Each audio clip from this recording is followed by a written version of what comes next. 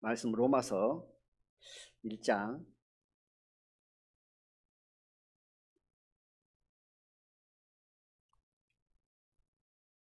14절로 17절을 찾도록 하겠습니다.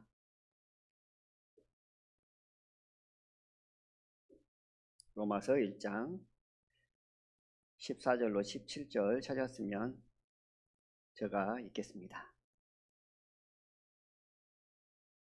헬라인이나 야만이나 지혜 있는 자나 어리석은 자에게 다 내가 빚진 자라. 그러므로 나는 할 수 있는 대로 로마에 있는 너희에게도 복음 전하기를 원하노라. 내가 복음을 부끄러워하지 아니하노니 이 복음은 모든 믿는 자에게 구원을 주시는 하나님의 능력이 됨이라. 첫째는 유대인에게요 또한 헬라인에게로다. 복음에는 하나님의 의가 나타나서 믿음으로 믿음에 이르게 하나니 기록된 바 오직 의인은 믿음으로 말미암아 살리라 함과 같으니라. 아멘. 방금 읽었던 본문 내용의 말씀을 보니까 복음이란 단어가 많이 나옵니다. 자주 반복되어지는 말씀인데요. 이번 로마서를 통해서 저희들이 복음에 관한 부분들을 다시금 정립하고 복음으로 말미암아 감사하고 또 복음으로 말미암아 살아가고 또 복음을 전하고자 하는 그런 마음이 되었으면 좋겠다 하는 생각이 들어져서 로마서를 통해서 말씀을 대언하고 있습니다. 세 번째 순서입니다. 세 번째 됐는데 아직도 1장을 못 벗어났어요. 좀 빨리빨리 다음부터는 좀 2장, 3장, 8장 이렇게 좀 가보려고 합니다. 첫째 날은 하나님의 복음에 대해서 말씀을 드렸습니다. 하나님의 복음. 저희들이 말씀을 들으면서 좀 더 생각해 두시고 드려야 될 부분이 제목에는 항시 복음이 들어갔다는 사실입니다. 그래서 첫째 날은 하나님의 복음. 하나님의 복음이라는 것은 우리가 복음 그러면 가장 먼저 떠올리는 게 누구냐면 예수님이잖아요. 예수님께서 나의 죄를 사하셨고 예수님께서 나의 죄를 사하시기 위해 십자가에 달리셨고 예수님께서 육신의 모양으로 이 땅에 오셨고 이 복음 생각하면 예수님이 먼저 떠오르는데 다른 성경에서는 그렇게 말씀을 하고 있는데 로마서 1장에서는 특히 사도 바울은 복음 그러면서 예수님의 복음이라고 말씀하지 않고 하나님의 복음이다 이렇게 말씀을 하고 있습니다. 하나님의 복음이라고 굳이 표현하고 말씀하신 이유는 창세전부터 이 복음은 하나님께서 예비하셨고 계획하셨다.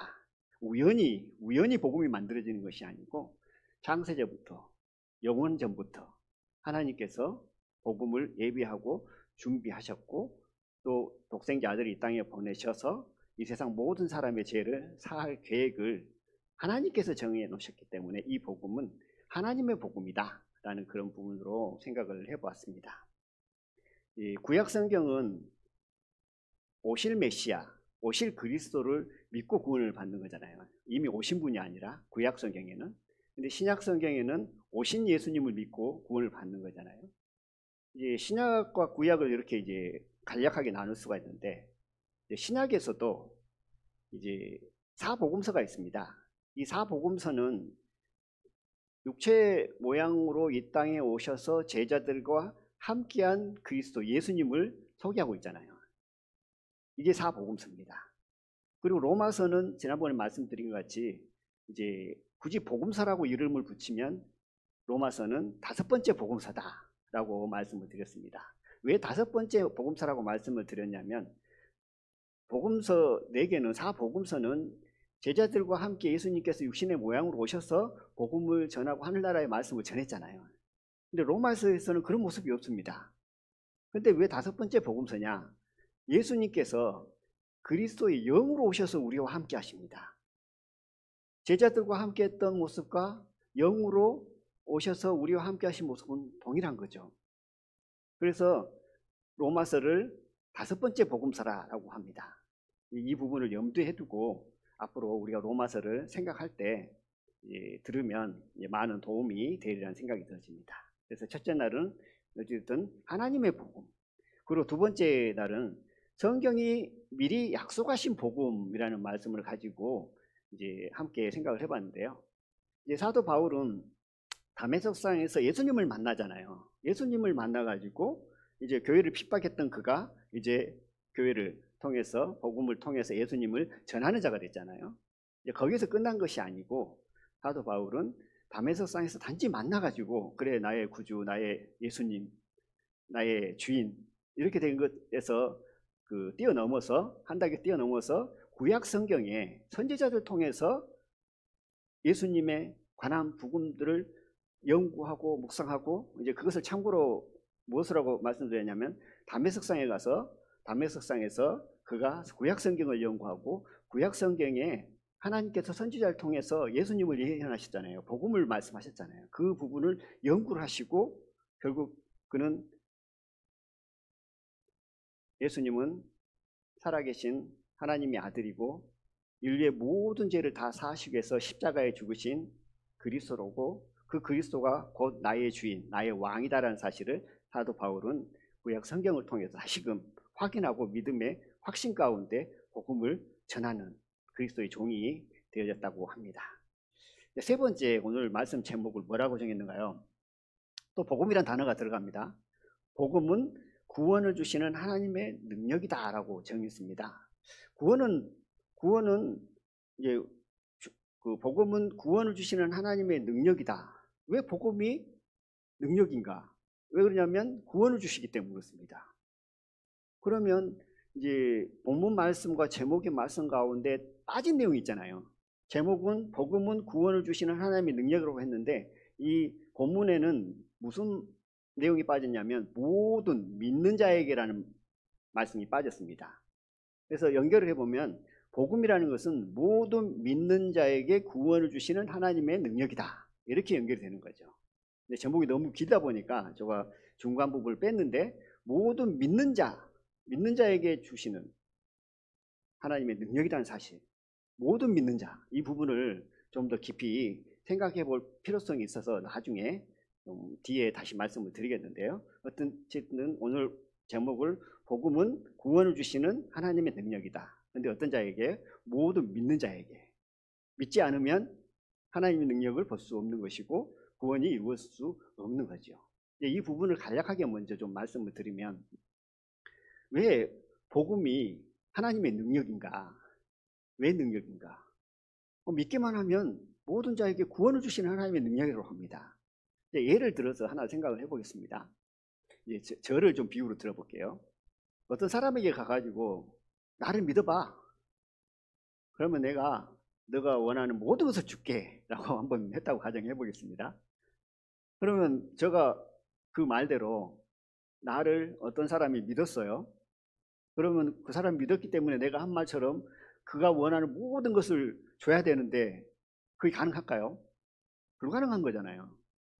모든 것을 줄 수 없는 사람이기 때문에 그렇습니다. 내가 모든 것을 줄 수 있는 사람이면 그 약속을 지킬 수 있겠죠. 근데 저에게는 그런 능력이 없어요. 그런 어떤 것도 없어요. 근데 그런 자가 어떤 사람에게서 나만 믿어. 그러면 내가 당신이 원하는 모든 것을 줄게. 라고 한다면 이제 그 사람이 들어서 그것을 믿지도 않을 뿐더러 혹 믿었다 할지라도 줄 수 없다는 사실입니다. 근데 하나님은 전지전능하신 하나님은 어떤가요? 복음은 모든 믿는 자에게 구원을 주신 하나님의 능력이라고 합니다. 그럼 복음을 믿었어요. 그럼 뭐가 따라오는가요? 복음을 믿으면 뭐가 따라오는가요? 구원이 따라오는 거죠. 구원을 선물로 받는 거죠. 구원이란 것은 뭔가요? 죄사함으로 말미암는 구원입니다. 나의 죄가 다 사해져서 지옥 갈 수밖에 없던 사람이 천국을 갖게 됐어요. 이 능력이 얼마나 대단한가요?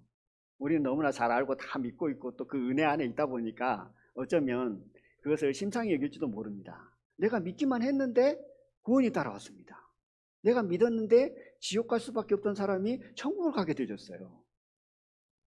죄 때문에 자기를 정죄하면서 살아야 할 수밖에 없던 사람이 새 생명 가운데 은혜 가운데 살 수 있게 됐다는 사실입니다. 구원을 믿었는데 마귀의 자녀에서 하나님의 자녀가 되어버렸다는 사실입니다. 이 엄청난 놀라운 사실입니다. 이것이 뭐냐면 하나님의 능력이라는 사실입니다. 조금 전에 제가 예를 드렸던 것처럼 나를 믿어봐, 그럼 내가 줄게. 근데 내게 능력이 없기 때문에 줄 수가 없습니다. 그런데 이 세상 모든 만물을 창조하신 전지하신 그 하나님께서 약속하셨다는 사실입니다. 복음만 믿어봐, 그럼 너에게 구원을 줄게. 이것을 약속하셨고 그 약속을 따라서 믿는 자에게 구원을 허락하셨고 하나님의 자녀가 되어졌고 새 생명 가운데 살 수 있도록 인도하셨고 천국 갈 수 있는 엄청난 것들을 주셨다는 사실입니다. 이것이 하나님의 능력이랍니다. 복음 안에 들어있는 하나님의 능력, 이것은 하나님의 약속하신 거죠. 그런데 어떤 사람에게 약속했는가요? 믿는 사람에게. 믿지 않으면 그 능력을 볼 수 없는 거죠. 믿는 사람에게 약속을 했습니다. 그런데 뭐 선택을 해서가 아니라요, 모든 믿는 자에게 약속하신 것이 바로 이 복음이라는 사실입니다. 그래서 복음을 믿으면 구원을 얻고 구원을 얻는다는 것은 그냥 그래, 믿으면 당연히 구원을 얻는 거지, 여기서 끝나는 것이 아니고 그것이 하나님의 능력이라는 사실입니다. 그래서 복음은 하나님의 능력이다. 그래서 제목을 복음은 구원을 주시는 하나님의 능력이다. 이 부분은 좀 뒤에 다시 좀 보충해서 말씀드리기로 하고요. 로마서 1장 8절부터 보면 사도 바울의 어떤 심정을 그 안에 기록해놨습니다.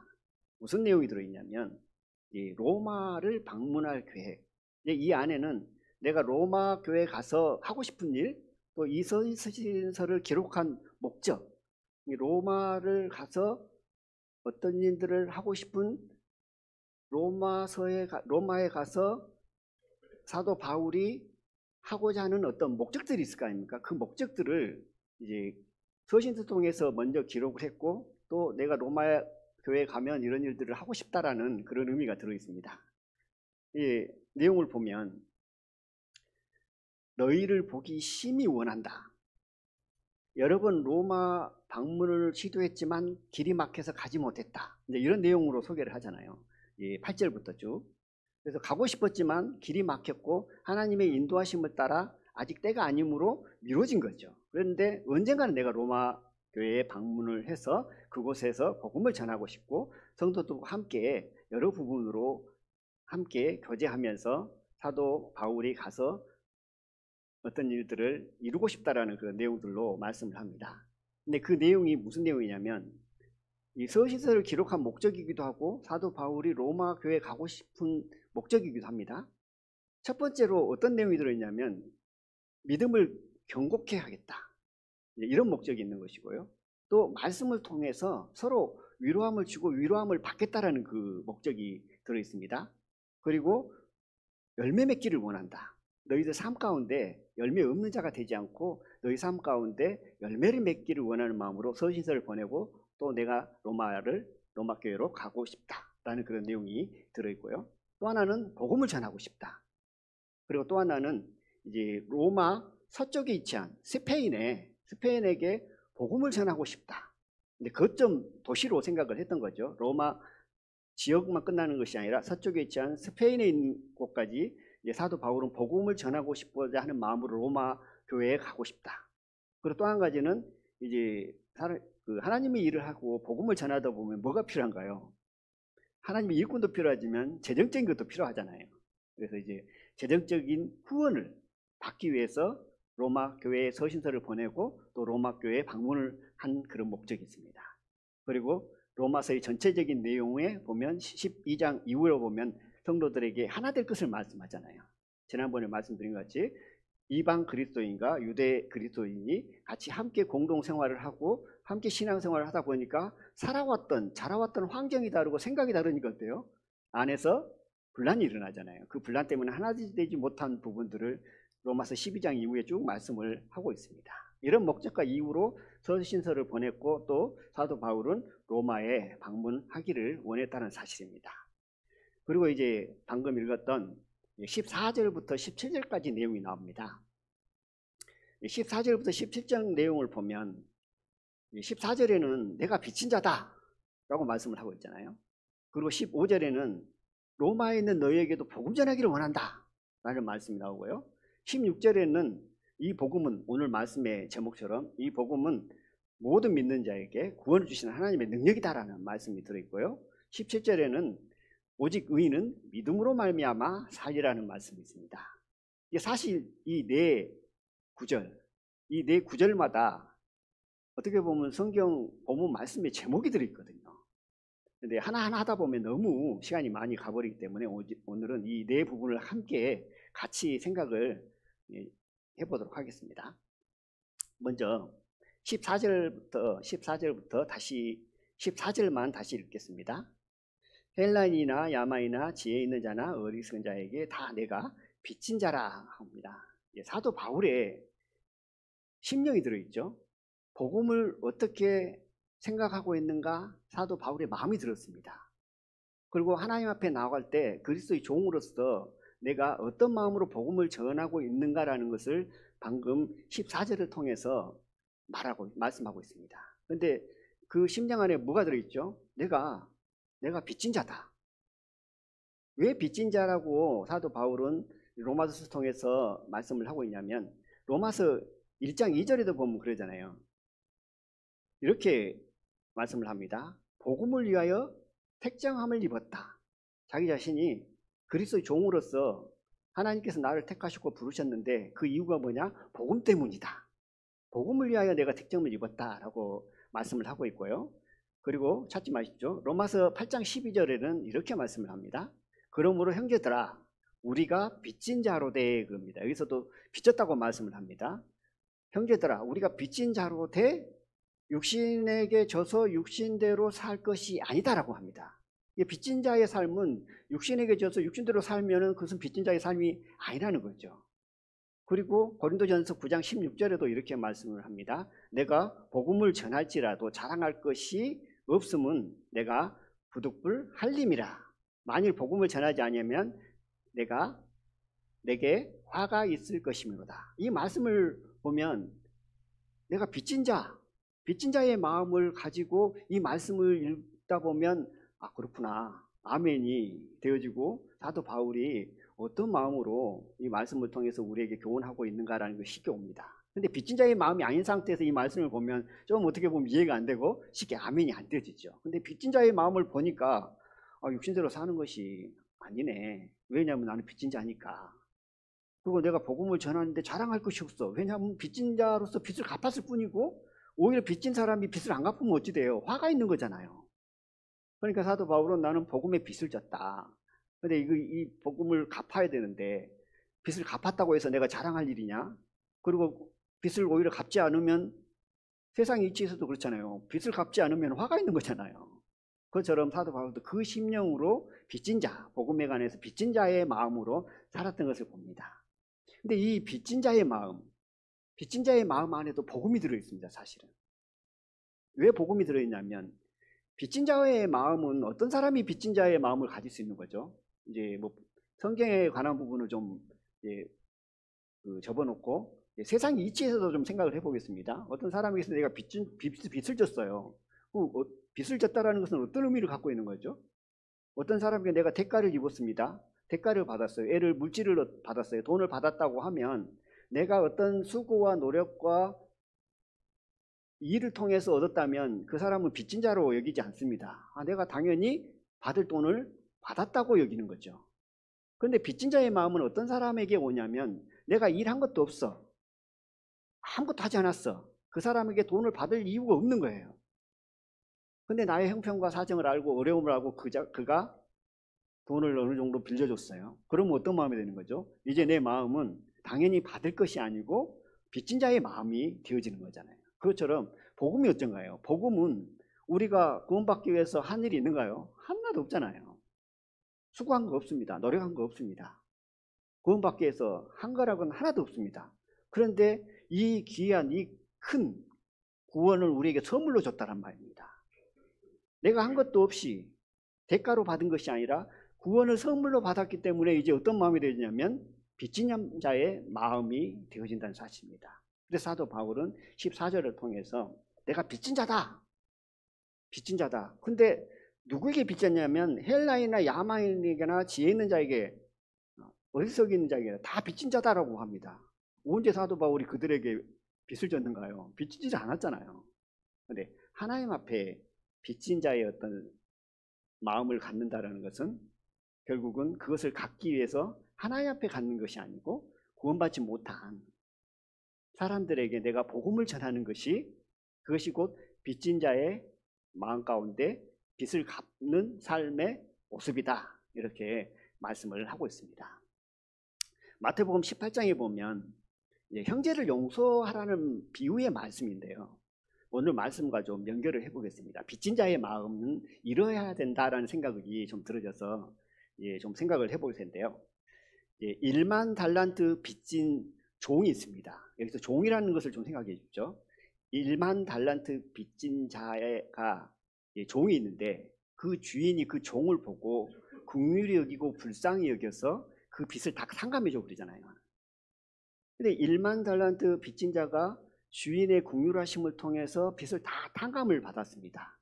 이 의미는 물질의 빚을 졌는데 물질의 빚에서 다 탕감 받았다고 해서 끝난 것이 아니고 물질의 빚에서는 탕감을 받았지만 이제 무슨 빚을 지게 되어졌냐면 사랑의 빚을 졌습니다. 그렇잖아요. 복음과 연결을 해보면 물질에서 이제 뭐 1만 달란트의 빚에서 이제 해방이 됐지만 얼마나 감사해요. 얼마나 기쁘고 얼마나 이 엄청난 평생 갚아도 갚지 못할 빚을 이 주인이 종이 나에게 은혜로 긍휼히 여기서 갚아줬는데 아이고 감사합니다고 끝날 수 있을까요? 도저히 끝날 수 없는 거잖아요. 누가 그런 마음을 가져라고 말하지 않아도 자연스럽게 뭐냐면 이제 나는 물질의 빚은 지지 않았지만 사랑의 빚으로서 사랑의 빚진 자로서의 종을 살겠다라는 마음이 찾아오는 것은 당연한 거죠. 근데 그가 자기 동료를 만났습니다. 어떤 동료를 만났냐면 이번에는 100데나리온 빚진 자, 자기에게 빚진 자를 만났어요. 만나가지고 이제 뭘 했는가요? 아, 근데 왜 빚을 안 갚냐? 그러면서 목살을 잡고 협박을 하죠. 그러니까 안 되니까 그냥 감옥에 넣어버리잖아요. 그러면 이 1만 달란트 빚진 사람이 사랑의 빚을 졌는데 단지 동료가 100데나리온 빚진 자를 만났을 때 용서하지 못한 그 자가 결국 하나님의 빚을 진 자의 모습인가?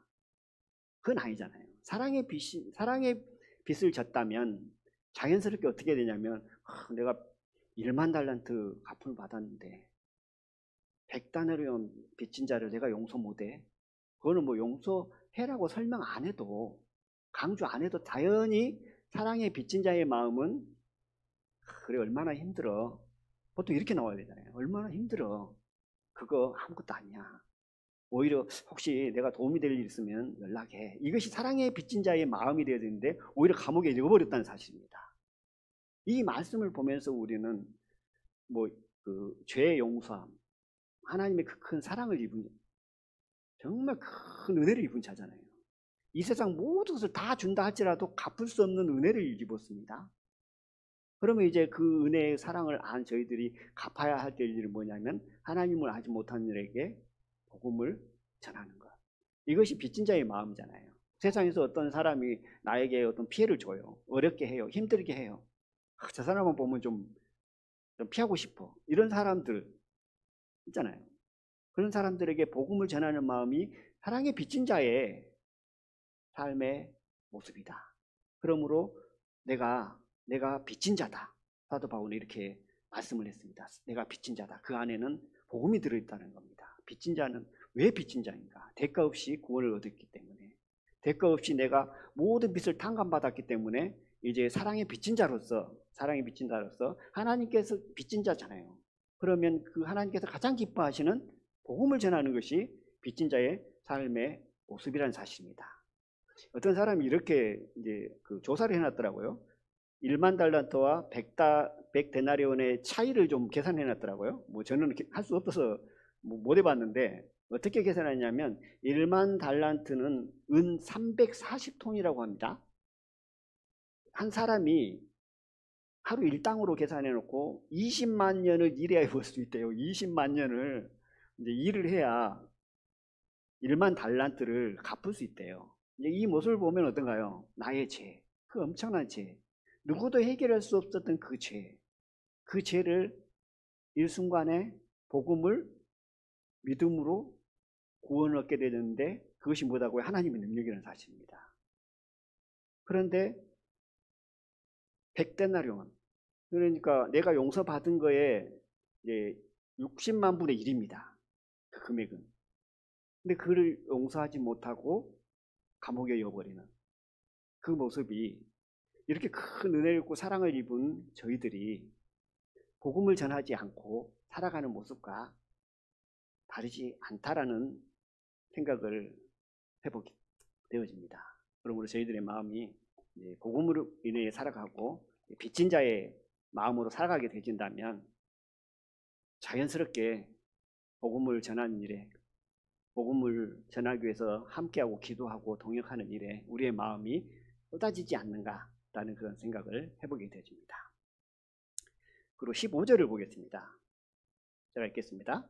그러므로 나는 할 수 있는 대로 로마에 있는 너희에게도 복음 전하기를 원하노라.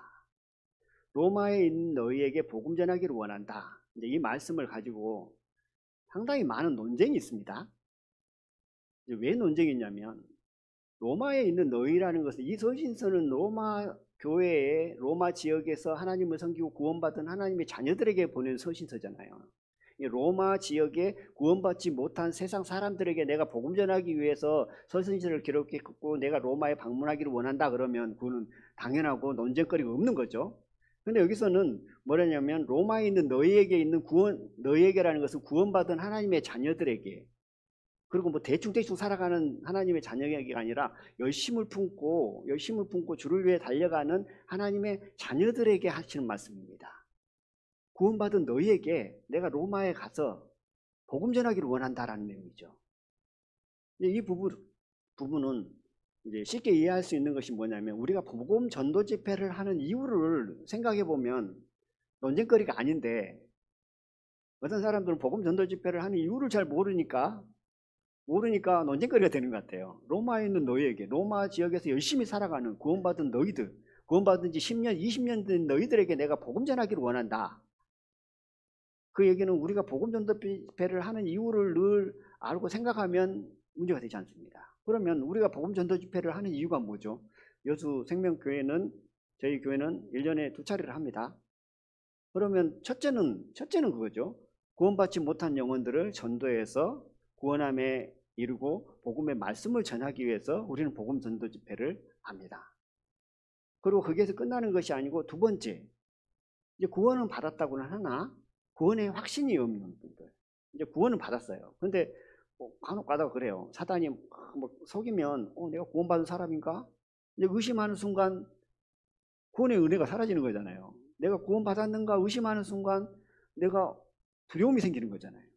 구원은 받았는데 사단의 그 교묘한 계계와 진리가 아닌 것을, 또 구원받은 자의 삶을 돌아보게 하면서 양심의 가책을 느끼게 하면서 그런 미혹들을 하잖아요. 그때 복음 전도 집회를 통해서 복음의 말씀을 다시 듣고 구원의 확신을 갖게 되어지면 더 이상 흔들리지 않는 견고한 믿음을 가지고 복음의 확신 가운데, 구원의 확신 가운데 살아가는 것을 보게 되어집니다. 그리고 세 번째, 복음 전도 집회를 하는 이유는 그렇잖아요. 뭐 구원받지 못한 사람을 위해서만 하는 것이 아니고, 구원의 확신이 없는 사람에게만 하는 것이 아니라 구원받은 지 오래된 사람, 뭐 구원의 확신에 대해서 뭐 흔들리지 않은 사람, 내가 구원받았나? 뭐 이런 부분에서 전혀 생각하지 않고 당연히 구원받았지, 내가 어떤 죄를 져도 내 양심상 꺼림이 되지 않고, 이 꺼림이라는 것은 하나님 앞에 꺼림이 아니라 이 구원에 관한 연결을 해서 꺼림이 되지 않고 항상 믿음의 확신을 가지고 살아가는 사람들에게 어떤 마음을 주겠어요? 복음을 들음으로 기쁨과 감사와 은혜가 그 심령 안에 풍성이 거하여서 복음을 들었을 때 하나님 앞에 감사를 드리고 영광을 돌리기 위한 것이 곧 복음 전도 집회를 하는 이유입니다. 이 복음 전도 집회를 하는 이유는, 가장 큰 것은 첫 번째죠. 구원받지 못한 영혼들에게 복음을 전하는 겁니다. 그런데 항상 우리가 복음 전도 집회뿐만 아니라 복음의 말씀을 들을 때 구원받은 지 오래된 사람, 구원받은 지 오래되면 어떤 현상이 일어날까요? 다 그러는 건 아니지만 구원받은 지 오래되면 복음의 말씀을 들으면 무감각해집니다. 복음, 구원, 한때는 그렇게 복음과 구원에 관한 부분, 예수님의 십자가의 사랑을 보면 너무나 감동과 기쁨이 되어졌는데 어느 순간부터 그 내용을 생각하고 들어도 그래 하고 무감각해져 버리는 시간들이 온다는 사실입니다. 이렇게 무감각해질 때, 복음의 말씀을 들을 때 기쁨이 없고 감동이 없고 감사함이 없을 때 우리가 복음의 말씀을 듣고 복음 전도 집회를 통해서 다시 그 마음을 회복하는 거죠. 왜 복음 전도 집회 말씀을 통해서 회복을 해야 하냐면 그 감동과 기쁨과 사랑과 그 감사함은 내가 스스로 만들어내는 것이 아니기 때문에 그렇습니다. 내가 스스로 만들어낼 수 있으면 때가 돼서 내가 기쁨이 없네, 기뻐해야지 그러면서 막 기뻐할 수 있으면 얼마나 좋아요. 그것이 안 되고 이 또한 성령께서 우리에게 주시는 마음이잖아요. 그렇기 때문에 하나님 말씀을 통해, 특히 복음의 말씀을 통해서 내 마음이 식었을 때 내 마음을 뜨겁게 하고 하나님의 은혜에서 멀어질 때 다시 은혜에 가까워지는, 또 하나님의 사랑이 좀 느껴지지 않을 때 복음 전도집의 말씀을 통해서 하나님의 사랑을 다시금 생각하고 그 사랑을 다시금 마음에 품고 하나님께 나가는 그런 삶을 살기 위해서 우리는 복음 전도 집회를 합니다. 그렇기 때문에 사도 바울도 로마 교회에 서신서를 보내면서 로마에 있는 너희에게도 복음 전하기를 원한다라고 말씀을 했다는 사실입니다. 이 복음이라는 것은 한 번 듣고 끝나는 것이 아니라 수십 번, 수백 번, 수천 번 듣고 우리는 주님 안에서 늘 은혜로, 기쁨으로, 감사함으로. 사람이 교만해지면 그거 다 아는 말씀 뭐 또 들어 라고 생각을 할 수 있지만 우리의 마음을 낮춰서 내 마음이 복음의 말씀을 들어도 냉랭하다, 내 신앙이 힘이 없다, 하나님과 너무 멀어진 느낌이다, 이럴 때 우리가 복음을 다시 듣고 다시 회복하는 그런 부분들이 필요하다. 그러기에 이번 여름 수양회 때는 생활 집회를 하지 않잖아요. 광고한 것 같이 복음 전도 집회만 하잖아요. 사역자 모임을 하는데 몇 년 전부터 일부의 그 사역자 분들 중에 일부 분들은 우리가 수양회를 하는데 복음 전도 집회만 하자, 생활 집회 하지 말자.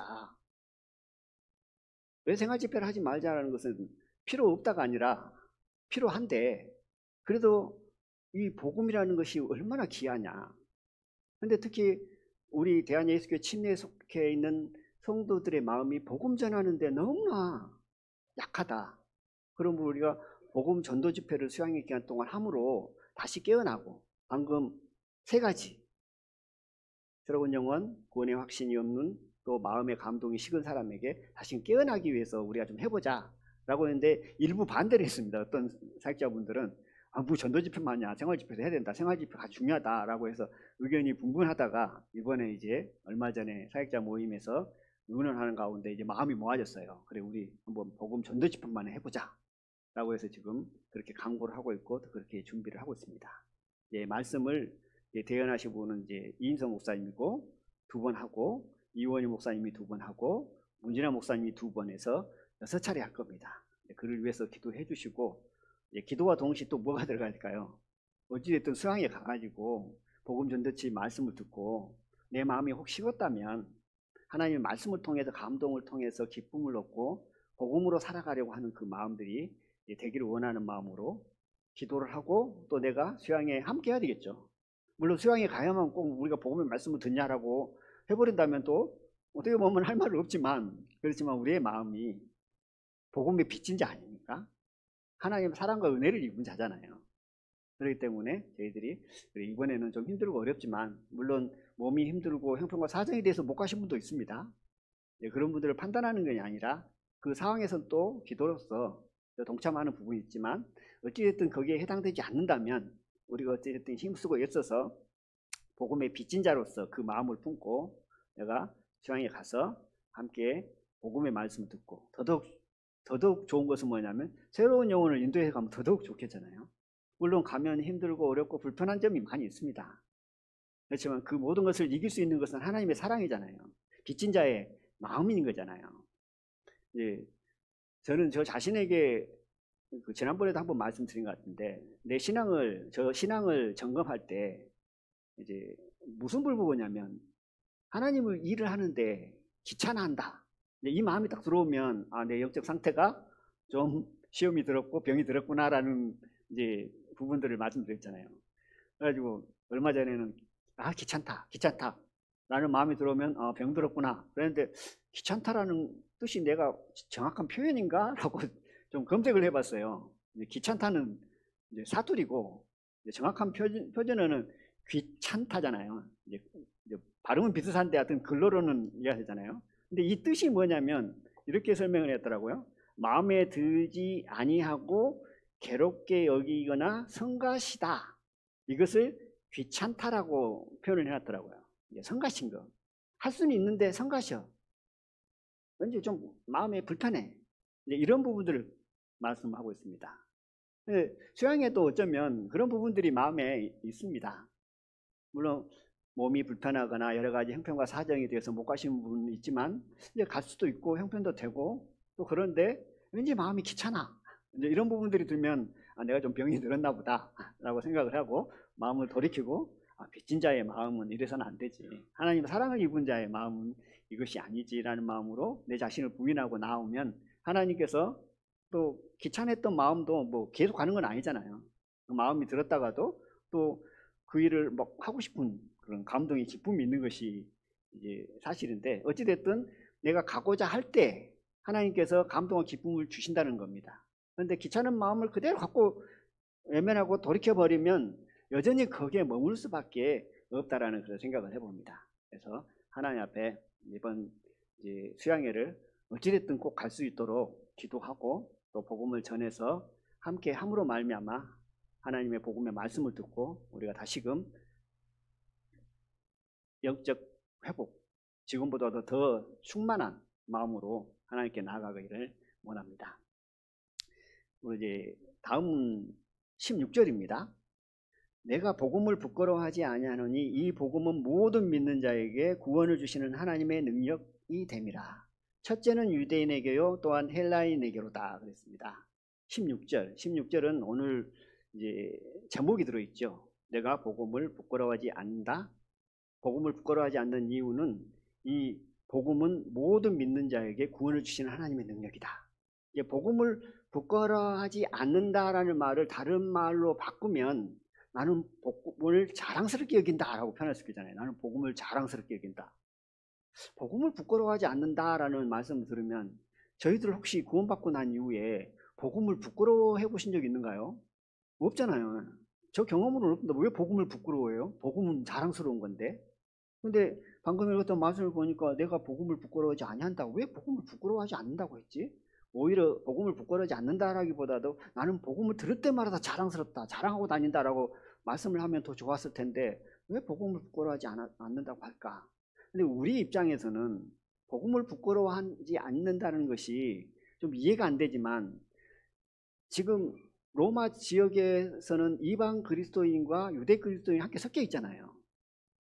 그들에게는 어떤 마음이 있었냐면 물론 거기에 있는 구원받은 형제 자매들의 마음이라고 볼 수는 없겠지만 구원받기 전에 마음의 상태를 좀 보면 다른 성경을 통해서 우리가 생각해 보면 이렇습니다.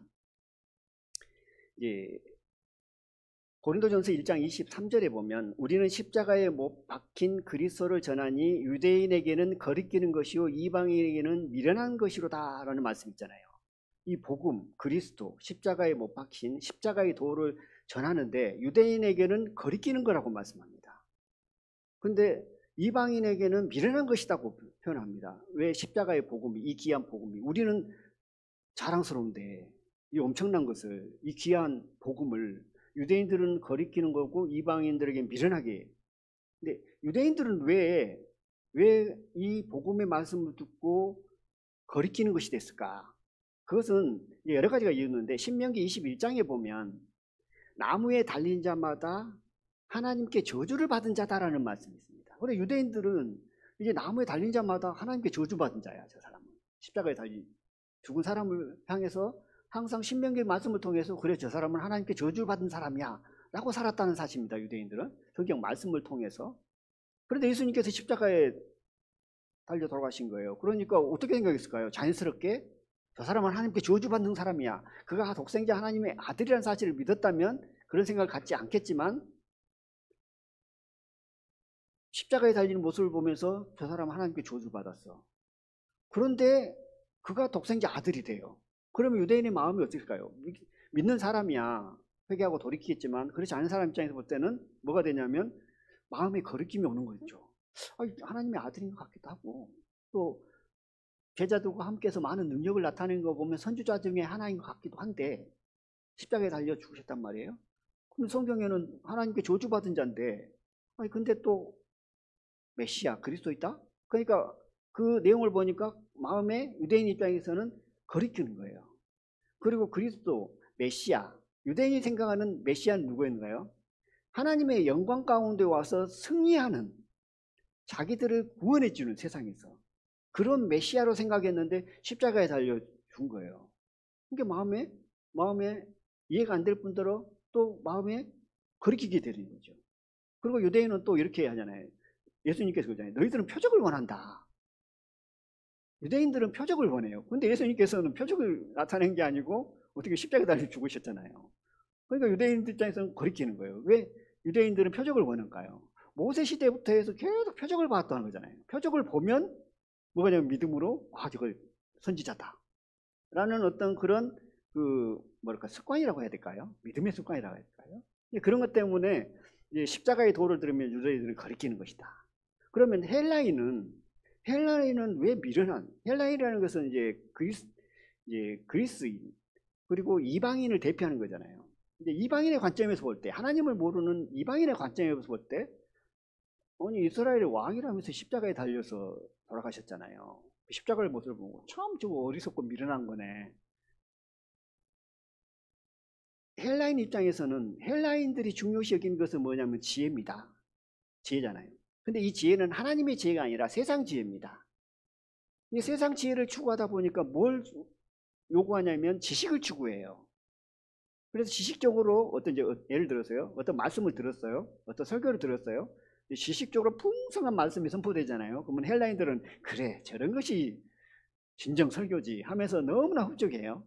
근데 지식이 없는 설교를 들으면 이제 무시하는 거죠. 왜냐하면 헬라인들은 지혜 안에 있는 세상의 지혜 안에 있는 지식을 원했고 지식적으로 논리적으로 맞지 않으면 모든 것들 다 무시했습니다.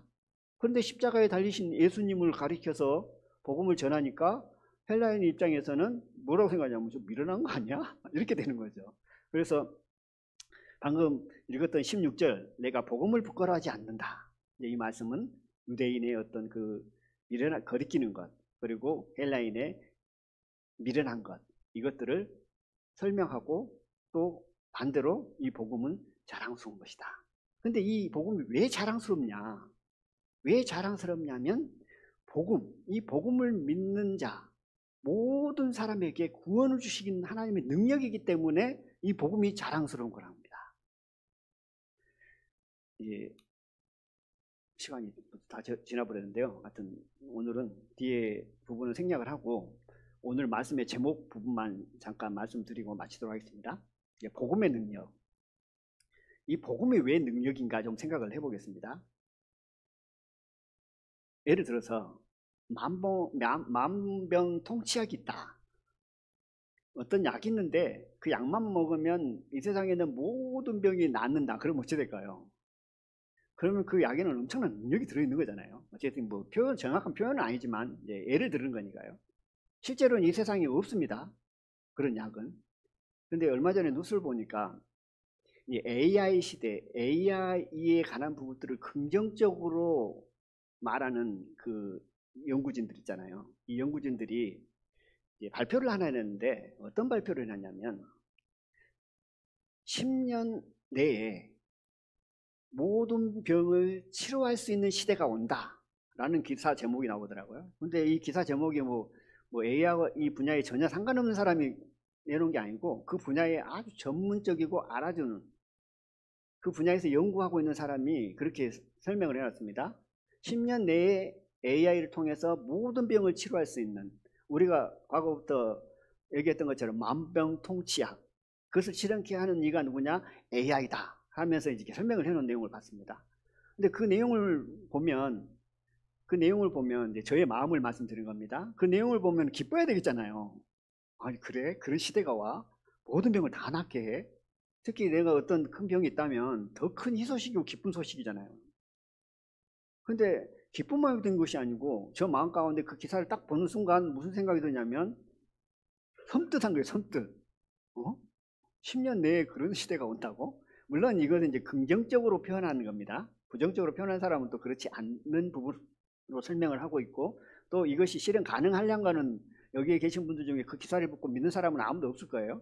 근데 이 시대가 워낙 빠르게 진행되다 보니까 또 전혀 무시할 수는 없는 거예요. 1년 후에 어떻게 일어날지 잘 모르는데 10년 후에 그런 일도 있을 수 있겠다라고 생각을 하고, 또 보통 사람들이 말한 게 아니라 그 분야를 연구하고 있는 사람이 그렇게 얘기를 하니까 믿기지는 않지만 그래도 무시할 수 없는 내용이죠. 근데 그 기사를 보면서 섬뜩한 거예요. 무섭더라고요. 그러면서 좀 시간이 지나면서 무슨 생각이냐면 마지막 때가 다 됐구나 하면서 마음에 평안이 오는 거예요. 처음에는 기뻐해야 되는데 왜 내가 마음이 이러지 하다가 그래 마지막 때가 다 됐다는 생각을 하니까, 마지막 때가 다 됐다는 건 뭐예요? 주님 오실 날이 가까웠다는 거잖아요. 그런 시대가 실제 와버리면 이 세상은 어찌 될까요? 이제 뭐 AI 완전 노예가 돼버리겠죠. 이제 뭐 우리가 전도 집회 통해서 이미 밝히 다 알고 있는 부분이지만 어쨌든 간에 그 부분들을 보면서 마지막 때가 됐구나. 그러니까 그래 이렇게 환란이 와야 되고 어려움이 와야 되고 우리가 상상할 수 없는 시대가 와야 예수님께서 다시 오시는 거니까요. 이제 그런 부분들이 가까워지고 어떤 내용이 들어올 때 마지막 때다, 깨어 살아야 된다, 감사하다, 이런 부분들이 자연스럽게 연결이 되어지는 거잖아요. 근데 이 말씀을 드린 이유는 뭐냐면, 왜 복음은 하나님의 능력이다라고 말씀하면서 갑자기 뭐 만병통치약을 말씀드렸냐면, 이와 같이 복음을 믿기만 하면 구원을 받는다, 이건 능력이라는 사실입니다. 처음에 말씀드린 것처럼 누가 나를 믿는다고 해서 그가 원하는 모든 것을 해줄 수 있는 자격이 없잖아요. 근데 하나님께서는 복음만 믿어라, 그러면 누구와 상관없이 구원을 받는다, 이것이 하나님의 능력이다 라고 말씀을 합니다. 마치 어떤 약을 먹으면 누구와 상관없이 어떤 병에 걸렸든지 다 낫는다 하는 부분으로 생각해 볼 때 그 약이 어떨까요? 그 얼마나 기쁜 소식이고 그 약의 어떤 효능과 능력이 얼마나 대단해요. 근데 이 복음은 모든 믿는 자가 구원을 받는 하나님의 능력이라는 사실입니다. 이제 이 복음에 관한 부분들을 구약성경에서 좀 찾아보면, 이제 녹뱀 있잖아요. 녹뱀. 가장 우리가 이해하기 쉽고 또 복음에 관한 부분들을 구약적으로 이제 말씀하신 내용입니다. 녹뱀.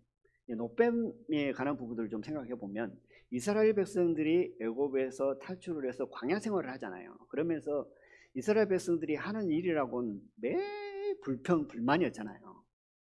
그래서 마라의 쓴물을 만나니까 불평했습니다. 그리고 신광야에서 먹을 것이 없어 배고프니까 또 불평을 했습니다. 그리고 리비딤에서 물이 없다고 부족하다고 또 불평을 했잖아요. 이게 불평의 연속이었습니다. 그러던 차에 민수기 21장에 와서는 이제 원망이 극에 달하잖아요. 이스라엘 백성들이 마음이 확 상했어요. 마음이 왜 상했냐면, 성경의 말씀을 제가 그냥 풀어서 말씀드린 겁니다. 민수기 21장에 와서는 이스라엘 백성들의 마음이 확 상했어. 왜 상했냐면, 이제 예를 들어서 어떤 목적지가 있으면 이제 광주를 간다고 생각을 해보겠습니다. 광주를 가면 가장 빠른 길로, 가장 좋은 길로 가면 마음이 좋잖아요. 가장 빠른 길로, 가장 좋은 길로 가면 빨리도 갈 수 있고 편안하게 갈 수 있는 거잖아요. 근데 이스라엘 백성들을 볼 때 하나님이 광주를 가는데 가장 좋은 길, 빠른 길을 놔두고 막 돌아가지고 가장 험난한 길로 이제 인도하는 그거예요. 광야 생활을. 그러니까 이스라엘 백성들이 아니 저 좋은 길을 놔두고 왜 빙빙빙 돌고 험난하고 험난 데를 가가지고 우리를 고생시키냐 라는 부분으로 해가지고 마음이 확 상했습니다. 저 에돔 땅, 저 험난한 땅, 누구도 피해 다니는 땅을 왜 우리를 그리 인도하냐, 마음이 확 상해갖고 있어요. 그러고 있는 차에 뭐가 있냐면, 마음이 상하고 있는 상태에서 식물을, 광야에서 뭐 먹을 것이 뭐 얼마나 풍족하겠어요. 그리고 또 부족한 게 뭐예요? 물도 부족하고. 물론 만나가 있었습니다. 근데 만나 처음에 먹을 때는 너무 좋았지만 자꾸 먹다 보니까 어찌 됐어요? 이제 식상한 거잖아요. 그러니까 이제 만나도 이제 싫어. 그러면서 원망이 크게 달합니다. 그러니까 하나님께서 이제 무엇을 보내냐면 불뱀을 보내잖아요. 불뱀을 보내가지고 각 이제 그 천막이라고 해야 되나요? 거기에 불뱀을 보내가지고 물린 자마다 다 죽습니다. 그러니까 또 이제 이스라엘 백성들이 원망 다음에 그렇게 혼이 나면 또 뭐 하는가요? 기도하잖아요. 기도해가지고 모세에 가가지고 좀 하나님께 좀 어떻게 좀 해달라고 해라. 이제 한 거죠. 그러니까 모세가 이제 기도를 합니다. 저 불뱀 때문에 이스라엘 백성들이 물려 죽으니 고통을 받고 있으니까 좀 불뱀을 좀 다 치워버려라, 좀 없애버려라라고 기도를 하죠. 그러면은 그 기도의 응답을 따라서 어떻게 해야 될까요? 그 불뱀들을 다 사라지게 하든지 없어지게 해야 되잖아요. 근데 그 불뱀은 그대로 놔둡니다. 놔두고 대신 무엇을 하나님께서 기도 응답으로 주시냐면, 그러면 불뱀을 만들어라. 만들어가지고 장대에 세워서 그 불뱀을 보는 순간 바라보면 그 불뱀을 보면 뱀에게 물린 사람은 나을 것이다 라고 말씀합니다. 그러니까 모세가 롯뱀을 만들어 가지고 장대에 세우잖아요. 그래가지고 이스라엘 백성들에게 공포를 합니다. 이 롯뱀을 보면 뱀을 물린 자가 다 깨끗이 나을 것이다, 낫는다고 하나님께서 말씀하셨다 라고 합니다. 그러니까 그 롯뱀을 보고 뱀에 물린 사람들이 다 낫잖아요. 뱀을 치워지는 것이 아니라, 불뱀을 없애버리는 것이 아니고 롯뱀을 만들어 가지고 그 롯뱀을 통해서 이스라엘 백성들을 치유하고 낫고 구원시키는 구약의 복음의 말씀이 그 안에 들어있는 것을 봅니다. 그러면 여기서 이 롯뱀을 가지고 와서 지금 현 시대에 여기다 세워놓고, 예를 들어서요, 뱀에 물린 사람이 보면 낫을까요? 낫을까요? 만약 예를 드는 겁니다. 믿음을 가지고. 낫질 않습니다. 그때 그 시대에는 낫았는데 지금 이 시대에는 낫지 못할까요? 예전에도 말씀을 드렸고 구역 모임에도 잠깐 말씀드렸는데, 베드로가 무리를 걸었잖아요. 무리를 걸었어요. 근데 베드로가 처음에 믿음으로 갔다가 의심함으로, 환경을 보므로 물에 빠지잖아요.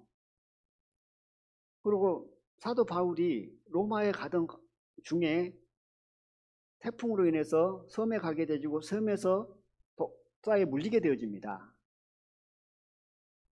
거기에 있던 주민들이 아이고 이제 사도 바울은 다 죽었다 이제 그러고 있는데 아무 이상이 없거든요. 그 모습을 보면서 어떤 사람이 그랬다고 합니다. 내가 믿음을 가지고 믿기만 하면 내가 독사에 물려도 죽지 않는다 라고 하면서 실제로 그랬다고 합니다. 나는 의심을 전혀 하지 않아. 독사에 물려도 나는 죽지 않는다. 하나님께서 살리시겠다 하고 믿음을 가지고 실험을 했는데 독사에 물려가지고 했더니 죽었다는 얘기가 있습니다. 왜 죽었을까요? 왜 물에 빠졌을까요? 어떤 사람이 사도 바울의 믿음을 가지고 물에 걸었으니까 사도 바울처럼 나는 의심하지 않을 거야 하고 정말 믿음으로 의심 하나도 안 하고 무리를 걸었으면 돼야죠. 왜 물에 걷지 못하고 물에 빠졌을까요? 지금 놋뱀을 가지고 보면 독에 물린 사람이 살아야 되는데 왜 살지 못할까요? 무엇을 말씀을 드리려고 하냐면, 하나님의 능력이 그 안에 있었지만 이 시대의 우리에게는 딱 빠진 것이 하나 있습니다. 뭐가 빠졌을까요? 하나님의 약속입니다. 약속이 빠졌습니다. 베드로에게 예수님께서 명하셨잖아요. 와라. 명령과 약속이 빠졌잖아요. 사도 바울은 어디 가던 중이에요? 로마에 가던 중입니다. 로마에 가서 복음을 전해야 됩니다. 하나님의 명령과 성령의 인도하심을 따라 가고 있었습니다. 그 명령과 약속이 있었는데 거기서 사도 바울이 죽어버리면 어떻게 해요? 그냥 롯뱀을 봐도 이 시대에 효과가 하나도 없는 이유는 뭐냐면 하나님의 약속이 빠져버렸기 때문에 그렇습니다. 약속 그 안에 복음의 능력이 들어있다는 사실입니다. 그러므로 오늘 제목, 복음은 모든 믿는 자에게 구원을 주시는 하나님의 능력이란 것. 이 능력은 뭐냐면 복음만 믿어봐. 복음만 믿어봐. 그러면 너희들이 구원받을 거야 하는 하나님의 약속이 그 안에 들어있기 때문에 그렇습니다. 모든 사람이 그렇잖아요. 만약에 예를 들어서 유대인에게만 해당돼 라고 하나님께서 약속하셨다면 우리는 아무리 복음을 믿어도 구원받을 수 없는 거죠. 그러나 하나님은 모든 사람이 그 누구나 이 복음을 믿으면 이 복음이란 건 뭡니까? 예수님의 십자가의 보혈을 통해서 내 죄가 다 사해졌다는 사실. 이게 복음이잖아요. 이 복음을 믿으면 구원을 받는다. 구원이 뭡니까? 내 죄가 예수님의 십자가의 보혈을 믿음으로 말미암아 다 사해졌고 구원을 받아서 하나님의 자녀가 됐다는 사실입니다. 근데 이 약속이 없으면 그 안에 하나님의 능력이 없는 거죠. 그러나 하나님께서는 성경을 통해서, 말씀을 통해서 우리에게 약속했습니다. 이 귀한 복음을 믿으면 누구나 구원을 얻는다. 그래서 우리가 구원을 받은 것이고, 이 복음이 곧 하나님의 능력이라는 사실입니다. 그 약속이 없으면 하나님의 능력도 없는 거죠. 저를 100번 믿어보십시오. 저를 믿는다고 해서 10,000원짜리 하나 나오나? 안 나오잖아요. 근데 이 복음을 믿으면 이 엄청난 이 세상 그 무엇과도 바꿀 수 없는 이 구원이 우리에게 온다는 사실입니다. 근데 이 구원이 우리에게 왔습니다. 그러면 이제 뭐 해야 될까요? 하나님 알지 못한 영혼들에게 복음을 이제 전하는 거죠. 이 엄청난 사실을. 믿기만 해봐. 그러면 엄청난 선물을 준다. 이것이 그냥 주어지는 것이 아니고 하나님께서 약속을 통해서 우리에게 주신 하나님의 능력이야. 구약성경이 왜 구약성경입니까? 옛날에 한 약속. 구약시대 오실 메시아를 믿으면 너희들이 구원이야 라는 약속. 신약시대에는 왜 신약시대인가요? 새로운 약속. 예수님께서 이 땅에 오셨고 예수님을 통해서 예수님을 믿으면 너희들이 구원을 받을 수 있다라는 새로운 약속이잖아요. 이 약속 그 안에 하나님의 능력이 있고 하나님께서 약속하시지 않은 것, 다른 말씀을 표현하면 하나님 말씀을 통해서 우리에게 전하지 않는 것, 하나님께서 말씀하시지 않는 것을 믿는 것은 그거는 헛믿는 거죠. 진리의 말씀을 믿는 그것이 곧 약속인데 그 말씀, 그 약속을 통해서 믿기만 하면 하나님의 능력이 나타나고 그 능력으로 말미암아 우리가 구원을 얻고 또 세상에 그 누구나 이 복음을 믿기만 하면 누구나 죄를 뭐 많이 했든 적게 됐든 누구나 다 구원함에 이르는 하나님의 능력이다. 그래서 복음은 능력인데 이 복음은 믿는 자에게 누구나 구원을 주시는 하나님의 능력이다. 그러므로 저희들은 엄청난 능력 가운데 하나님의 선물을 받았습니다. 그리고 또 우리가 전하기만 하면 이 엄청난 이 복음의 능력이 세상 사람들에게 전해진다는 사실입니다. 근데 이 엄청난 것을 갖고 있는데도 저 자신부터 돌아보면 거기에 미치지 못한 부분에 회개하고 반성하게 되어집니다. 그러나 여기에 머무르는 것이 아니고 더 하나님 앞에 나아가고 기도하고 또 하나님께서 그 길을 열어주신다면 하나님께서 인도해 주실 거라고 믿고 또 저희들이 이 복음이 얼마나 귀하고 이 복음 안에는 하나님의 능력이 들었다는 사실을 항상 생각을 하고 우리가 하나님께 나아간다면 하나님께 영광이 되어지고 또 복음으로 말미암아 기뻐할 수 있고 또 복음으로 말미암아 기뻐할 수 있으므로 우리가 복음을 전할 수 있는 거잖아요. 이 복음이 귀한 것을 알기 때문에 이 귀한 것을 모르는 사람들에게 복음을 전하는 것이 우리의 마음이잖아요. 이 복음이 별로 귀하지 않아. 그러면 뭐 전하고 싶은 마음도 없는 거죠. 그래서 저희들이 이 복음이 얼마나 귀하고 값지고 또 복음 안에는 능력이 있고 이 복음 안에는 믿기만 하면 누구나 구원받는 하나님의 약속, 그 능력이 있음을 우리가 생각을 하고 하나님께 나가기를 원합니다. 이제 오늘 말씀을 마치려고 합니다. 성찬식 있죠? 성찬식 말씀을